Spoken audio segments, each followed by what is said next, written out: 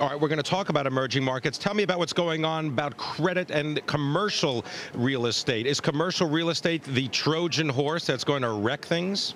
Well, it is a problem. There's no question about it. But our view is that lending practices in commercial real estate were not as, can I use the word crazy, as they were in residential real estate.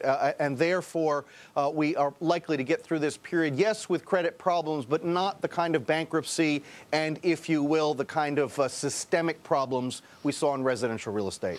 Bob Dahl, I'm speaking with Bob Dahl. He is the Vice Chairman and Global Chief Investment Officer of Equities at BlackRock. Also want to welcome our Bloomberg television viewers. Bob Dahl, you talk about emerging markets. Should people be allocating more capital overseas?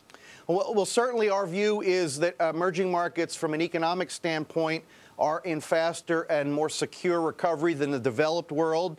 Valuations are not that extended, and our view, therefore, is money belongs in the emerging markets, either directly or through the multinationals that can gain market share there, whether they're based in the U.S., Europe, or somewhere else. Talk about this notion of dispersion between market sectors and individual stocks. What does that mean?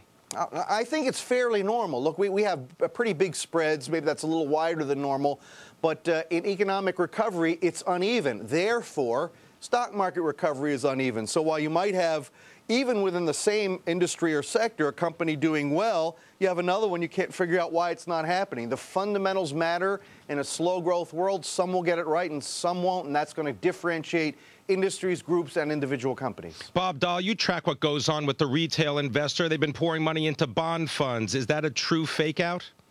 I think it's very, very normal. When investors finally say, you know, a 0 or near 0% return in my cash isn't any good, the first place they typically go is the fixed income markets. Then eventually they go to conservative equity products, balanced products. Eventually, plain old vanilla equities will get their fair share. That's yet to come in our view, Pimm. Indeed. Will that fuel an increase in the equity rally when that money starts to slop back over into equities? I think it will certainly help sustain the move. At that point in time, of course, you usually have some of that liquidity we talked about earlier finding its way into the real economy, and there won't be as much available for the financial market. So we'll take those flows in order to keep equities to continue to move higher.